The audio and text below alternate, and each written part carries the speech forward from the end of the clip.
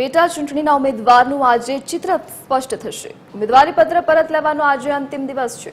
કડી બેઠક માટે 18 ઉમેદવારી પત્રો ભરાય છે, જ્યારે વિસાવદર બેઠક માટે 31 ઉમેદવારી પત્રો ભરાય છે। ઉમેદવારી પત્રો બપોરે 3 વાગ્યા સુધી પરત લઈ શકાશે। તો પેટા ચૂંટણીના ઉમેદવારોનું આજે ચિત્ર સ્પષ્ટ થશે। ઉમેદવારી પત્ર પરત લેવાનો આજે અંતિમ દિવસ છે।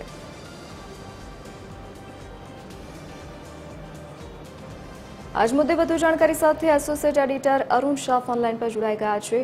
જે અરુણ, કડી વિસાવદર વિધાનસભાની જ્યારે પેટા ચૂંટણી યોજાવાની છે, ફોર્મ ભરાય છે અને આજે ઉમેદવારી પત્રો પરત લેવાનો અંતિમ દિવસ છે।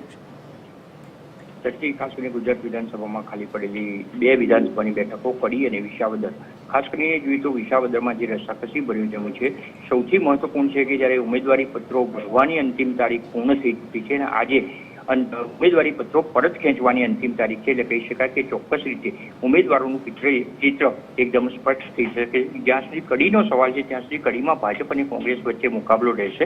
કડીમાં 18 ઉમેદવારો ચૂંટણી મેદાનમાં છે, જ્યારે વિસાવદરની જો વાત કરીએ તો વિસાવદરમાં ત્રિપાક્ષીય જંગ ખેલાશે। કોંગ્રેસ, ભાજપ અને આપ વચ્ચે રસાકસીનો જંગ। જો કે કોંગ્રેસનું જો બહુ પલ્લું ભારે અત્યારના તબક્કે જે પ્રચારનું જે છે જોઈએ તો અને વેગ બહુ જોવા મળતો નથી। એટલે કહી શકાય કે વિસાવદરની જો વાત કરીએ તો ભાજપ અને આમ આદમી પાર્ટી વચ્ચે સીધો જંગ રહેશે એ નિશ્ચિત છે। પરંતુ જ્યારે ઉમેદવારી પત્રો પરત ખેંચવાની આજે અંતિમ તારીખ છે, બપોરે 3 વાગ્યા સુધીમાં ઉમેદવારી પત્રો પરત ખેંચી શકાશે। માહિતી પ્રાપ્ત ત્યાં સુધી કડી વિધાનસભા માટે 18 તેમજ વિસાવદર વિધાનસભા માટે 31, એટલે કુલ થઈને 49 ઉમેદવારો ચૂંટણી મેદાનમાં છે। હવે કોણ મેદાન માંડી જશે તે જોવાનું રહેશે। ધરતી જી અરુણ, વિગત બદલ આપનો આભાર।